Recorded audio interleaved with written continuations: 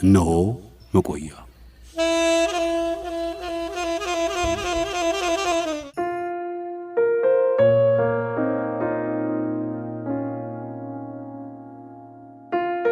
እስረኛው ታጋይ አብደላ ኦቼላ።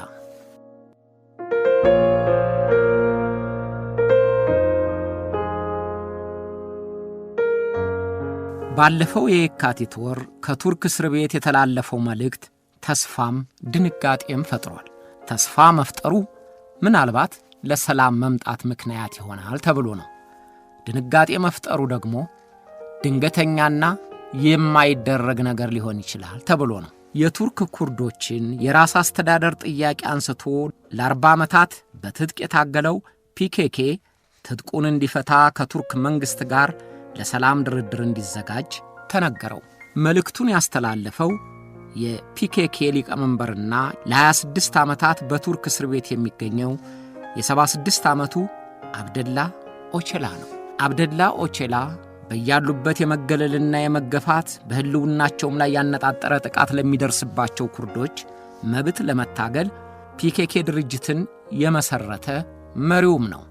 ስለዚህ አብደላ ኦቼላን ኩርዶች የነጻነት ታጋይ፣ የህዝብ ጠበቃ አድርገው ይቆጥሩታል።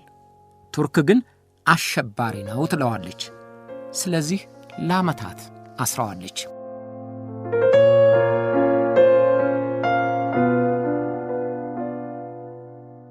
ኩርዶች የኩርዶች መሬት በሚባለው ተራራማ አካባቢ የሚኖሩ ረጅም ታሪክ ያላቸው መሆናቸው ይነገርላቸዋል። እምነታቸው የሱኒ ሙስሊም ሲሆን የራሳቸው ቋንቋና ባህል አላቸው። በቋንቋቸውም በአኗኗር ሥርዓታቸውም ከአረቦች ጋር አይመሳሰሉ። በአሁኑ ጊዜ በቱርክ፣ በሶሪያ፣ በኢራቅና በኢራን የድንበር ግዛቶች ይኖራሉ። ቁጥራቸው ከ35 እስከ 40 ሚሊዮን ይገመታል። በአንድ አካባቢ የኖሩ የነበሩትን ኩርዶች በተከፋፈሉ ሀገሮች እንዲኖሩ ያደረጋቸው አንደኛውን የዓለም ጦርነት ተከትሎ የሀገሮች የወሰን ክልል በመጣረሱ ነው። ከመካከለኛው ምስራቅ እስከ ምዕራብ እስያ ያለውን አካባቢ ያስተዳድሩ የነበሩት ኦቶማን ቱርኮች በጦርነቱ ሲሸነፉ የባለ ቃል ኪዳን ሀገሮች እንግሊዝና ፈረንሳይ አካባቢውን ተቆጣጠሩት። ሶርያንና ሊባኖስን ፈረንሳይ፣ ኢራቅና ፍልስጤምን እንግሊዞች ተቆጣጠሩ። ያን ጊዜ ለኩርዶች ነጻነታቸውን ለመስጠት ያም ባይሆን የራስ ገዛ አስተዳደር እንደሚፈቀድላቸው ስምምነት ፈጸሙ። ግን አዲሶቹ ቅኝ ገዢዎች የነዳጅና የማዕድን ስፍራ ያለባቸውን አካባቢዎች ከእጃቸው እንዲወጡ ስላልፈለጉ ስምምነቱን ነገ ዛሬ እያሉ አረገቡት። በዚያ መካከል የቱርክ ወታደሮች በመሪያቸው ባታቱርክ እየተመሩ እንደገና ውጊያ ጀመሩ። ተኩስ አቁመውም ከነእንግሊዝ ጋር ሊዝበን ላይ ባደረጉት ድርድር የቱርክን ነጻነት ከነግዛቷ አወቁላት። ኩርዶች ግን ተዘነጉ። የሙስጠፋ አታቱርክ ቱርክ ደግሞ ኩርዶች በግዛት እንዲገነጠሉ ወይም ራስ ገዝ እንዲሆኑ አይፈልግም። ስለዚህ በቱርክ ያሉት ኩርዶች የቱርክ ግዛት ሆኑ። በሶሪያና በኢራቅ በኢራንም ድንበር ያሉት ኩርዶች የየሀገሮቹ ግዛቶች ሆኑ። ኩርዶችን ምዕራባውያን ከዷቸው። በዓለም ውስጥ በአንድ አካባቢ ሰፍረው በተለያዩ ሀገሮች ግዛት እንዲካተቱ ተደርገው የተበታተኑ ህዝቦች ቢኖሩ ኩርዶች ናቸው።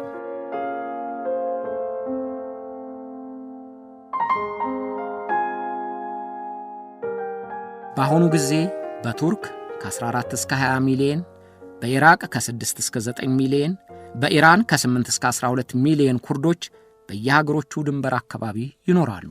በጀርመንና በተለያዩ ሀገሮችም 2 ሚሊዮን የሚደርሱ ኩርዶች ይኖራሉ። ከተበታተኑ በኋላ ኩርዶች ተገፍተውና ተበድለው የሚኖሩ ሆኑ። የራሳቸው ግዛት የላቸውም። በሚኖሩባቸው ሀገሮች እንደ ዜጋ አይታዩም። የቱርክ ኩርዶች የቱርክ ዜግነት አይሰጣቸውም። ቋንቋቸውን በትምህርት ቤትና በአደባባይ እንዲናገሩት ፈጽሞ አይፈቀድላቸውም። በፖለቲካው ውክልና የላቸውም። ይገለላሉ። ራሳቸውን ችለው እንዲኖሩም አይፈቀድላቸውም። በሶሪያና በኢራቅም አረባዊነት ሲቀነቀን ኩርዶችን ከአካባቢው የማጽዳት እርምጃ ተወስዷል። ሶሪያ በሰሜን ግዛቷ የሚኖሩትን የኩርድ ተወላጆች ከአካባቢው ተጠርገው እንዲወጡ በመፈለጓ በ1962 ዓ.ም 140,000 የሚሆኑ ኩርዶችን አስወጥታለች። ቱርክ በየጊዜው የምታደርግባቸው የማስገለል እርምጃ ብቻ ሳይሆን የማሰርና የመብት ጥሰት ከቀያቸው እንዲፈናቀሉ አስገድዷቸዋል። በሚኖሩበት አካባቢም ቢሆን ሰላም አልሰጠቻቸውም። በድሮንና በአይሮፕላን መንደሮቻቸውን እየደበደበች ጨርሰው እንዲወድሙ አድርጋለች። ኩርዶች የተሻለ ሰላም አግኝተው ለመኖር የቻሉት በኢራንና በኢራቅ ነው። ግን በእነዚህም ሀገሮች ቢሆን በየጊዜው በተለያዩ ምክንያቶች የመበደልና የመገለል በደል ይፈጸምባቸዋል። በኢራቅ ራስ ገዝ አስተዳደር እንዲኖራቸው ቢፈቀድም ግን አሁንም በክልላቸው ስር በሚገኘው የነዳጅ ክምችት ምክንያት ከወታደሮቻቸው ጋር ግጭትና መታኮስ አልቀረላቸውም።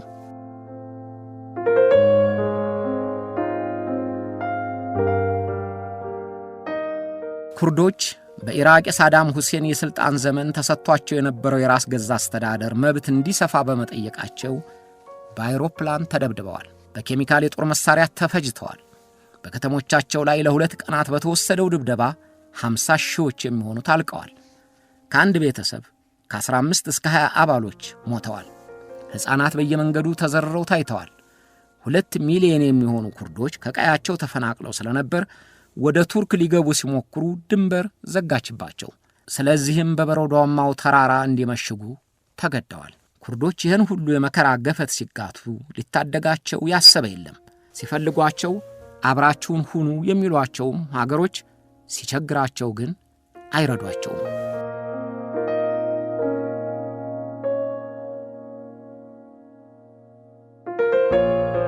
ኩርዶች የፈለጉት የነጻነት ወይም የራስ ገዝ አስተዳደር እንዳይፈቀድላቸው የሚያውኳቸው መንግስታት ግን ግራ ሲገባቸው ሊጠቀሙባቸው ሲፈልጉ የተስፋ ቃልም እየሰጡ ሲደልሏቸውና አጋራቸው ሲያደርጓቸው ታይተዋል። በአካባቢው ጦርነት በተቀሰቀሰ ቁጥር ኩርዶችን አጋራቸው አድርገው ሞታቸውን እንዲሞቱላቸው፣ ጉዳታቸውን እንዲጎዱላቸው አሜሪካን ጨምሮ እርዱን ይሏቸዋል። ጉዳያቸውን ከተኮሱ በኋላ ግን ጀርባቸውን ይሰጧቸዋል። ኢራን ከንጉሡ አስተዳደር ጀምሮ ለኩርዶች ዕውቅና አትሰጥም። የራስ ገዝ አስተዳደርም ለመስጠት አትፈቅድም። የንጉሡ መንግሥት ተገልብጦ አያቶላ ሆሚኒ ሥልጣን ሲይዙና የቀድሞውን አስተዳደር ፖሊሶች ሲገለብጡ በኩርዶች ላይ የነበረውን የማስገለልና የማመቅ አሰራር ግን ሊለውጡት አልፈለጉም። የኢራን አብዮት ኢራንን በአንድ ቋንቋና በአንድ ባህል ለመጠርነፍ ያለው ፍላጎት እንዲጠናከር ስለሚፈልጉ ኩርዶችን አስገለሏቸው። ኢራን ከኢራቅ ጋር ጦርነት በገጠመች ጊዜ ግን የኢራቅ ኩርዶች በሳዳም ሁሴን ላይ እንዲነሱ ኢራን የገንዘብና የትጥቅ ድጋፍ አደረገችላቸው። የኢራቅ ኩርዶች የሳዳም መንግሥት በሚያደርግባቸው ተጽዕኖ ቦግልም በሚል ተቃውሞ ቆይተዋል። ኢራን የኢራቅ ኩርዶች በሳዳም ላይ ያላቸውን ጥላቻ ለራሷ ጥቅም ልታውለው ፈልጋ አስታጠቀቻቸው። የሳዳም ሁሴን መንግሥት በበኩሉ በኢራን መንግሥት ተገልለውና ሲያምፁ የቆዩትን ኩርዶች የትጥቅና የገንዘብ እርዳታ ሰጥቶ በሆሚኒ መንግሥት ላይ የትጥቅ ዓመፅ እንዲቀሰቅሱ ገፋቸው። ኢራቅና ኢራን ኩርዶችን በማስገለልና ጥያቄያቸውን በመግፋት ያላቸው አቋም ተመሳሳይ ነው። ግን ወደ ጦርነት ሲገቡ ተመሳሳይ ፍላጎትና ጥያቄ ያላቸውን ኩርዶች በየጎናቸው አሰልፈው አታኮሷቸው።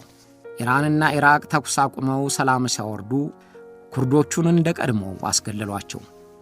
ሁለቱም መንግሥታት እርዳታቸውን ስለሳቡ ሳዳም የኢራቅ ኩርዶችን፣ ኢራን የኢራን ኩርዶችን ለመበቀል ተመቻቸው።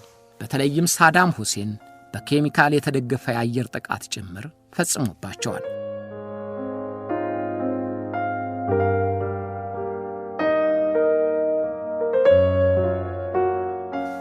ጉዳያቸውን ሲጨርሱ ቱርኮችን ገሸሽ ከሚያደርጉት ሀገሮች ውስጥ አንደኛዋ አሜሪካ ናት።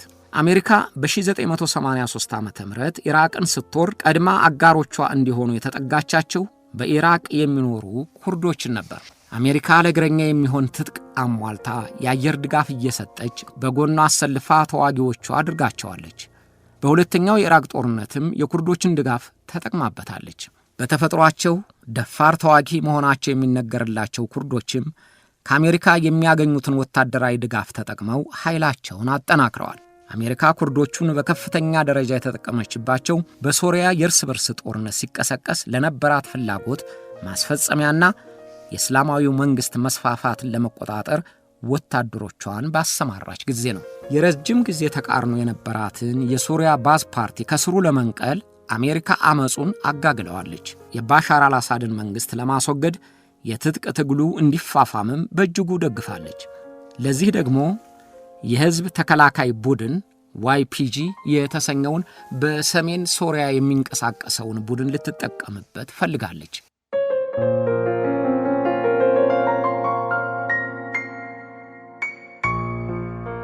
YPG በሶሪያ ሰሜን ግዛት ባለው የኩርዶች ግዛት የሚንቀሳቀስ የቱርኩ PKK እህት የትጥቅ ትግል ድርጅት ነው። በጊዜው የተሟላ ትጥቅ ያለውና ኩርዶች የሚኖሩበት አካባቢን የሚቆጣጠር ነው። አሜሪካ YPGን እርዳኝ ረዳሃለሁ ብላ የጋራ ጠላታቸውን የሶሪያን መንግሥት እንዲወጋ ተወዳጀችው። በዘመናዊ ወታደራዊ ተሽከርካሪና ትጥቅ አደራጀችው። YPGን የጠየቀችው ስሙን ብቻ እንዲለውጥ ነበር። ምክንያቱም YPG የPKK አጋር በመሆኑ PKKን ደግሞ አሸባሪ ብላ ስለፈረጀችውና ከኔቶ አባል ከሆነችው ቱርክ ጋርም እንዳያጣላት ብላ ነበር። YPG የሶሪያ ዴሞክራሲ ኃይል SDF የሚል ስያሜ ተሰጠው። SDF የሶሪያ መንግሥትን በመውጋት አሜሪካንን በጊዜው አስደስቷታል። ለኩርዶችም በነፃ የመንቀሳቀስ መብት ስለሰጣቸው የጋራ ጥቅም አድርገውታል። የእስላማዊው መንግሥት ISIS በአካባቢው በፍጥነት መስፋፋቱ ለአሜሪካ አሳሳቢ በሆነ ጊዜ የደረሰላት SDF ነው። ISIS በሰሜን ሶሪያ ለሚያደርገው መስፋፋት የኩርዶች ድጋፍ አስፈላጊዋ ነበር። ስለዚህ በአየር ድጋፍ ብቻ ሳይሆን ወታደሮቿን በዘመናዊ ቴክኖሎጂ አስታጥቃ ውጊያውን እንዲያግዟቸው አድርጋ ISISን እንዲዋጉ አድርጋለች። የካልፌቱን መቀመጫ ጨምሮ ISIS የያዛቸውን ከተሞች በፍጥነት ለማስለቀቅ የኩርዶች ተዋጊዎች ተሳትፎ የላቀ ሆኖ ተገኝቷል። በሽብር ተግባር ተጠርጥረው በ10 ሺዎች የሚቆጠሩትን የአይሲስ እስረኞችንም የሚጠብቁት ኩርዶች ሆኑ። ይሁንና አሜሪካን ያመነ ጉም እንደዘገነ አይነት ሆነና ፕሬዝዳንት ትራምፕ በመጀመሪያ ምርጫቸው የመጀመሪያው ውሳኔያቸው ወታደሮቻቸውን ከሶሪያ ማስወጣት ነበር። በድንገትም አብረዋቸው መስዋዕትነት ሲከፍሉ የቆዩትን ኩርዶች ሜዳ ላይ ጥለዋቸው ተመለሱ። ያን ጊዜ የቱርክ ደስታ ሆነ።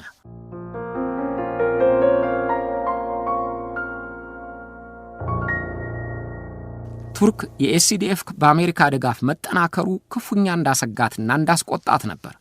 ምክንያቱም የሶሪያ ኩርዶች ፍላጎት ከቱርክ ኩርዶች ፓርቲ ከፒኬኬ ጋር አንድ መሆኑ ነው። ሁሉም ቢቻል መገንጠል ካልሆነ የራስ ገዛ አስተዳደር ይፈልጋሉ። ኤስዲኤፍ ለፒኬኬ እገዛ ይሰጣልን ብላ አምናለች። ስለዚህ አሜሪካኖች አካባቢውን እንደለቀቁ ቱርክ የሶሪያንና የኢራቅ ግዛቶችን እየጣሰች በአውሮፕላንና በድሮን ደበደበቻቸው፣ ጎጆዎቻቸውንም አወደመቻቸው። እስካሁንም ድረስ በማያቋርጥ ድብደባ ስታሰቃያቸው አሜሪካ አላየሁም አልሰማሁም ብላ ዝም ብላለች። አሜሪካም ኩርዶቹን ተጠቅማባቸው አላቃችሁም አለቻቸው።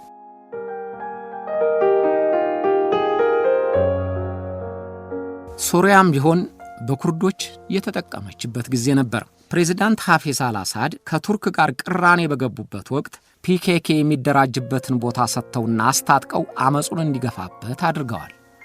ያን ጊዜ ቱርክ በሶሪያ ላይ በቀጥታ ጦርነት እንደምትጀምር አስታወቀች። የቀዝቃዛው ጦርነት የጋመበት ጊዜ ነበርና የኔቶ አባል የሆነችው ቱርክ በምዕራባውያን ትደገፋለች። ከእስራኤል ጋር ጦርነት የገባችው ሶሪያ የቱርክን ውጊያ እንደማትገፋው ገምታ ተስማማች። ከስምምነቱ አንዱ የቱርክ ኩርዶችን አማጽያን ከሀገሯ እንድታስወጣ ነበረ። ፒኬኬ ከሶሪያ ተባረረ።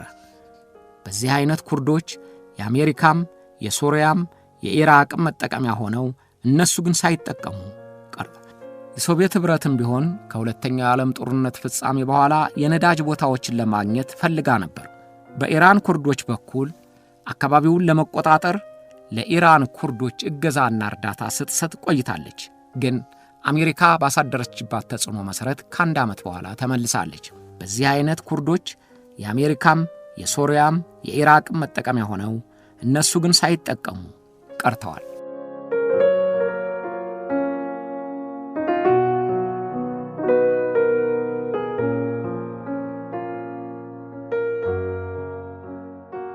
እንደ ሰው መኖር አልቻልንም፣ መብታችንም እየተጣሰ ነው፣ ምድራችንን ወስደው አሰቃይተውናል ያሉ የቱርክ ኩርዶች በጠመዝማዛውና ወጣ ጋባ በሆኑት ተራሮች የኩርዶች ሠራተኛ ማኅበርን ፒኬኬን የተሰኘውን አማጺ ቡድን በ1987 ዓ.ም መሰረቱ። መስራቹም መሪውም አብደላ ኦቼላን ነው። በአብደላ ኦቼላ የተመሰረተው የኩርዲስታን ሰራተኞች ፓርቲ ፒኬኬ በቱርክ ጥቅሞች ላይ ጉዳት የሚያደርስ እርምጃ ለመውሰድ ማንነታችንን በጠመንጃችን እናስከብራለን የሚሉ ወጣቶችን መልምሎ የትጥቅ ትግሉን ጀመረው። ከቱርክ መንግስት ወታደሮች ጋር እየተታኮሰ በአድፋጮች በከተሞች ላይ ጥቃት ፈጸመ። በህንፃዎችና በሌሎች የመንግስት ተቋሞች ላይ የፈንጂ ጥቃት አደረሰ። አጥፍቶ ጠፊዎችን አሰማርቶ በሚደርሰው ጥቃትም ሲቪሎች ሞቱ። ስለዚህ ቱርክ ፒኬኬን በአሸባሪነት መዝገብ ለመጻፍ ቻለች። ኩርዶች የነጻነታችንና የማንነታችን አስከባሪ የሚሉትን ፒኬኬ ቱርክና ምዕራባውያን ግን የሽብር ድርጅት ነው አሉት። ለእነ አሜሪካ ፒኬኬን አሸባሪ ብሎ ለመፈረጅ ቱርክ የኔቶ አባል መሆኗ ግምት ውስጥ ገብቷል። ፒኬኬ ኮሙኒስታዊ ርዕዮተ ዓለም እከተላለሁ ማለቱም በምዕራባውያኑ ዘንድ ጥርስ እንዲነከስበት አድርጎታል። ስለዚህ የፒኬኬ አባላት ብቻ ሳይሆኑ የኩርዶች የንግድ እንቅስቃሴያቸው ታገደ። 8000 የሚሆኑ ጋዜጠኞች፣ ጠበቆች፣ ደራሲዎች የሆኑ ኩርዶች እየታደኑ ታሰሩ፣ ተከሰሱ። መንደራቸው ወድሞ በሕይወት የተረፉትም ወደ ስደት ሲሄዱ በድሮንና በአውሮፕላን በየመንገድ ላይ ተረሸኑ። ኦቼላን የሚመራው ፒኬኬ በሶሪያም በኢራቅም በኢራንም ለኩርዶች ራስ ገዝ አስተዳደር በትጥቅ የሚታገሉ ፓርቲዎች እንዲመሰረቱ እንደ አርአያ ሆኗቸዋል። Af örgütü burada büyük bir haksızlık yapıyor. Bir defa yani eğer በእርግጥ ከቁጥጥር ውጪ በሆነ አጋጣሚ በሲቪሎች ላይ ጉዳት ሊደርስ ይችላል።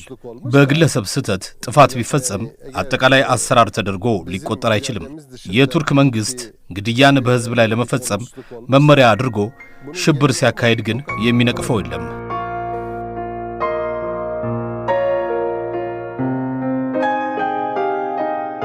ፒኬኬ ተመስርቶ አደጋዎችን በሚጥልበት ጊዜም ሆነ ከፍተኛ ጥቃት ሲደርስበትም ኦቼላ የቱርክ መንግስትን እንነጋገርና ይህን ነገር በሰላም እንፍታው የሚል ጥያቄ ማቅረቡን አልተውም። የምንታገለው እንደ ሰው የመኖር መብታችንን ለማስከበር ብቻ እንጂ የሌላውን ምድር ለመውሰድ አይደለም የሚል መግለጫም በየጊዜው ሰጥቷል። ቱርክ ግን ፒኬኬ የሚባል አሸባሪ ቡድን ካላጠፋሁ ሞቼ እገኛለሁ ብላ እምቢ አለች። ፒኬኬን ካላጠፋሁ ሞቼ እገኛለሁ ማለቷ ለድል አላበቃትም። ፒኬኬ በተራሮች ውስጥ በፈለፈለው የውስጥ ለውስጥ ዋሻ የሕክምና አገልግሎት፣ የስንቅና ትጥቅ መጋዘን፣ መሰልጠኛና መለማመጃ አደራጅቶ ጥቃቱን አፋፋመ።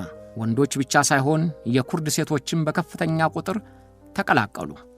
የአውሮፓ ህብረት የቱርክ ጸጥታን ስለሚከታተል በኩርዶች ላይ የሚደርስባቸው ተጽዕኖ ከትግል እንደማይበግራቸው ስለተረዳ በቱርክ ላይ ጫና ስላሳደረ ለመጀመሪያ ጊዜ የኩርዲሽ ቋንቋ በቴሌቪዥንና በሬዲዮ ስርጭት እንዲደመጥ ተፈቀደ።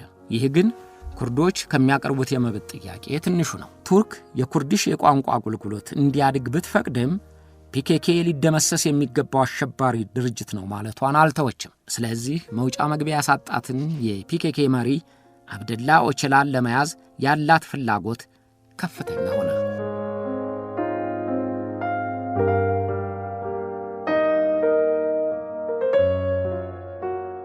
አብደላ ኦቼላ የተወለደው በቱርክ ኩርዶች ከሚኖሩበት ክልል ነው። የተወለደበትን ዓመት በትክክል አላውቀውም ይላል። ወላጆቹ ግን 1941 ግድም እንደተወለደ አስመዝግበዋል። ኦቼላ ከተወለደበት ጊዜ ጀምሮ የኩርዶችን መሰደድና መገለል አይቷል። አእምሮ በትምህርት ሲጎለምስም በቱርክና በሌሎች አገሮች የሚኖሩ ኩርዶች ሀገር አልባ ሆነው ሀገር ይኑረን የሚለው ጥያቄያቸውን የሚመልስላቸው አጥተው ተከፋፍለው እንዲኖሩ እንደተስማሙባቸውም አውቋል። ቱርክ ኩርዶችን እንደ ባዕድ እንድታያቸው ቋንቋቸውንም በትምህርት ቤት እንኳን እንዳይነጋገሩ ዜግነትን መከልከሏ ወጣቶቹን የባሰ አነቃቃቸው። የዚያን ጊዜው ወጣት አብደላ ኦቼላም የኩርዶችን ጥያቄ ለመመለስ ከሚመስሉት ጋር ጠመንጃ አንስቶ ወደ ተራራማዎቹ የኩርዶች ሰፈር ሄዶ ሸፈተ። መጠቃት መሮናል ያሉ ኩርዶችም ተከተሉት። ኮሙኒስታዊ መሪህ የሚከተለው ፒኬኬ የተሰኘ የፖለቲካ ድርጅትን መስርተው ኦቼላን በሊቀመንበርነት እንዲመራቸው መረጡት። ኦቼላ ሶሪያና ሊባኖስ በሚያዋስነው የቤካ ሸለቆ ዋና ሰፈሩን አድርጎ ሶሪያ በምትሰጠው ድጋፍ ተረማምዶ ፒኬኬ ቱርክን እንዲያጠቃ አሰማራው። በፈንጂዎችና በአጥፍቶ መጥፋት አጥቂዎች በሚያደርሱት ጥቃት ቱርክ ታመሰች። በዚያ ሂደትም ሲቪሎች ተጎዱ።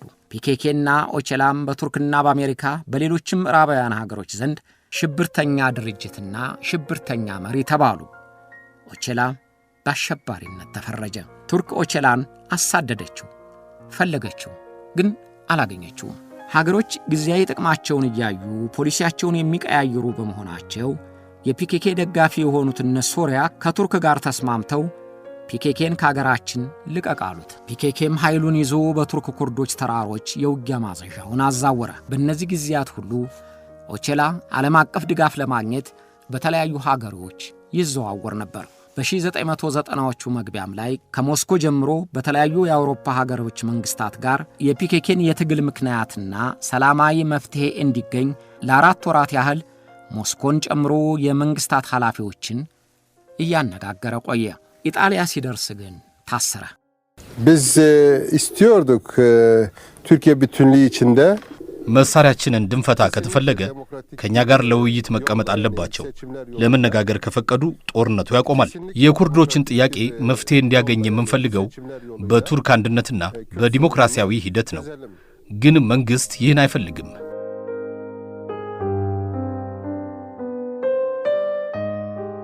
ኦቼላ ሞስኮን ጨምሮ ከተለያዩ የአውሮፓ ሀገሮች መንግስታት ጋር የፒኬኬን የትግል ምክንያትና ሰላማዊ መፍትሄ የሚገኝበትን ዘዴ ሲነጋገር ሰነበተ። ኢጣሊያ ሲደርስ ታሰረ። ቱርክ አሳልፋ እንድትሰጣት ኢጣሊያንን ጠየቀች። ኢጣሊያ ግን ምንም እንኳ የኔቶ አባል ብትሆንም የተያዘው ሰው የሞት ቅጣት የሚያስከትል ወንጀል ሰራ ከተባለ አሳልፋ እንዳትሰጥ ሕግ ይከለክለኛል ብላ እምቢ አለች።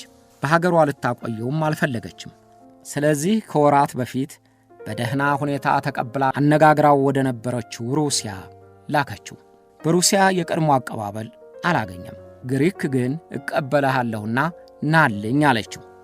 ወደ ግሪክ ሄደ። ግሪክ እስከፈለገ ድረስ መጠጊያውና ማረፊያው እንድትሆን ፈቀደችለት።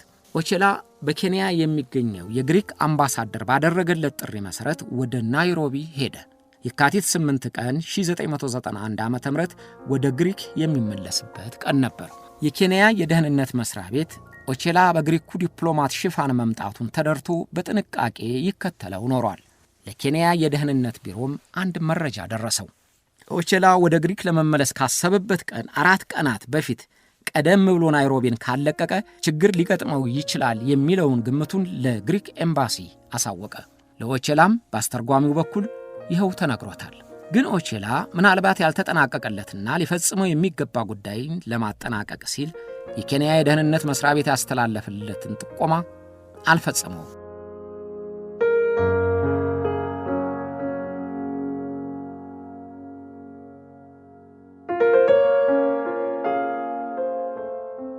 የካቲት 8 ቀን 1991 ዓ.ም ኦቼላ ወደ ግሪክ ለመመለስ መሰናዳቱን የቱርክ የደህንነት መስሪያ ቤት በሲአይኤ በኩል መረጃውን አግኝቷል። ስለዚህ አፍነው እንዲወስዱት ሲቪል የለበሱ የደህንነት ሰራተኞቹን ወደ ናይሮቢ ልኳል። የአሜሪካው ሲአይኤም ተባብሮታል። አብድላህ ኦቼላ ከግሪክ ኤምባሲ ወጥቶ ወደ ጆሞ ኬንያታ አውሮፕላን ማረፊያ የሚወስደውን መንገድ ጀምሯል። ሌሎች ሰዎችም አብረውታል። መንገድ ላይ ሲደርስ የተሳፈረበትን መኪና አስቆሟት። ጭምብል ያጠለቁ የቱርክ የደህንነት ሰራተኞች ኦቼላን አፍነው ወሰዱት። ቫታን የተሰኘው የቱርክ ጋዜጣ እንደሚለው ከሆነ ግን ኦቼላን ይዞ ለቱርክ ደህንነቶች አሳልፎ የሰጠው ሲአይኤ ነው። በዚህም አለበዚያ ለኩርዶች ህልውናና መብት ተከራካሪ ነኝ የሚለው አብደላህ ኦቼላ ተያዘ። አሸባሪ ነው የምትለው ቱርክም የራስ ምታት የጎን ውጋት የሆነባትን የፒኬኬ መሪ እጇ በማስገባቷ ተደሰተች። ግሪክ ካዘነች። የውጭ ጉዳይና የሀገር ግዛት ሚኒስትሮቿም በዚሁ ምክንያት ስልጣናቸውን ለቀቁ። የኦቼላ መታሰር ለፒኬኬ መርዶ ቢሆንም ግን የትጥቅ ትግሉን አላቋረጠም። በጀርመን፣ በሶሪያ፣ በኢራቅና በሌሎች የተለያዩ ሀገሮች የሚኖሩ ኩርዶች ከፍተኛ የተቃውሞ ሰልፍ አካሄዱ። ተቃውሞ በከፍተኛ ሰልፍ የሚደገፍ በመሆኑ ከ1 ሚሊዮን ኩርዶች በላይ የሚኖሩባት ጀርመን ሰልፍ እንወጣለን የምትሉ ከሆነ ከሀገሬ አባረራችኋለሁ ብላ እስከ ማስፈራራት ደርሳለች። የኦቼላን መታሰር እንበቀላለን የሚልም የበቀል ጭልፊት የተሰኘ ቡድን በኢስታንቡል መጋዘኖችን አቃጠለ። 13 ሰዎችም ሞቱ።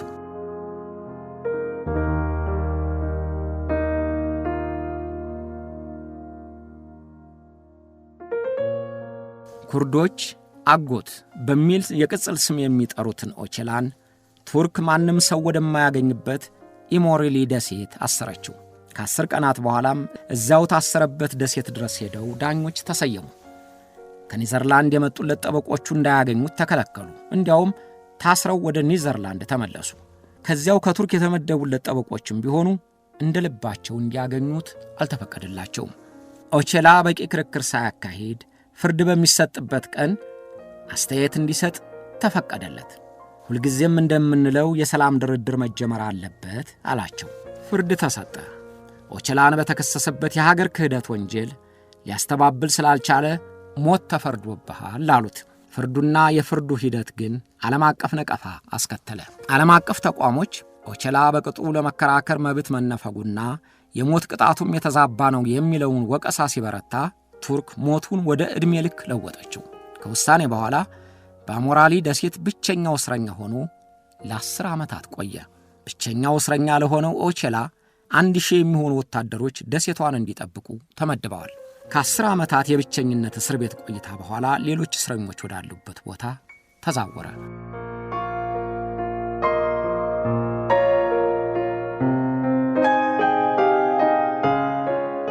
አብድላ ኦቼላን ከታሰረ 26 ዓመት ሆኖታል።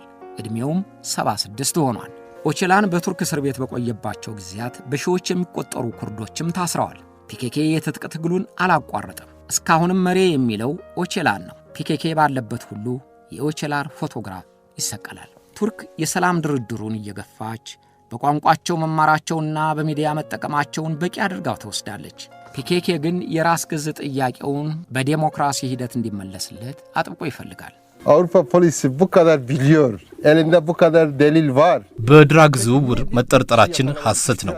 በእጽ ንግድ የምንሰራ ከሆነ አንድ እንኳን የፒኬኬ አባል ለምን አልያዙም? የአውሮፓ የጸጥታ ኃይሎች በርካታ መረጃ ማግኘት ይችላሉ።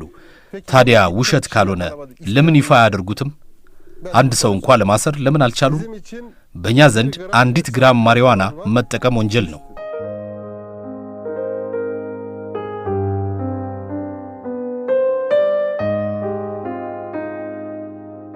ኦቼላን ሰላማዊ ድርድር እንዲኖር ብዙ ጊዜ ጠይቋል። የመጋቢቱ መልእክቱ የሚለየው ግን ፒኬኬ የጦር መሳሪያውን እንዲፈታ መጠየቁ ነበር። የኦቼላን ትጥቅ ፍቱ መልእክት ፕሬዝዳንት ኦርዴጋን መልካም አስተያየት ሰጥተውታል። አሸባሪው ፒኬኬ ማለታቸውን ባይተውም ጥሩ እርምጃ መሆኑን አምነዋል። ግን ጥያቄ ተነስቷል። ኦቼላን 40 ዓመታት የቆየውን የአመጽ ትግል እርግፍ አድርጋችሁ ተውት ሲል ኩርዶቹ በምላሹ ምን እንደሚያገኙ አምኖ ነው የሚል ግዙፍ ጥያቄ እየተነሳ ነው። የኦቼላ የትጥቅ ፍቱ መልእክት በግዳጅ የተደረገ ይሆን? የመደራደሪያ ሐሳቡስ ምንድነው የሚለው ለጊዜው አልተብራራም። በትጥቅ ትግል ላይ ያለው ፒኬኬ ግን ያለቃውን መልእክትም ሳይነቅፍ እንደታዘዘውም ቶሎ እርምጃ ሳይወስድ ተኩስ አቁም ያለው በሚል መግለጫ ብቻ ቀጣውን እያዳመጠ ነው። የኩርዶችንና የኦቼላን ነገር መጨረሻቸውን ለማየት እንናፍቃለን።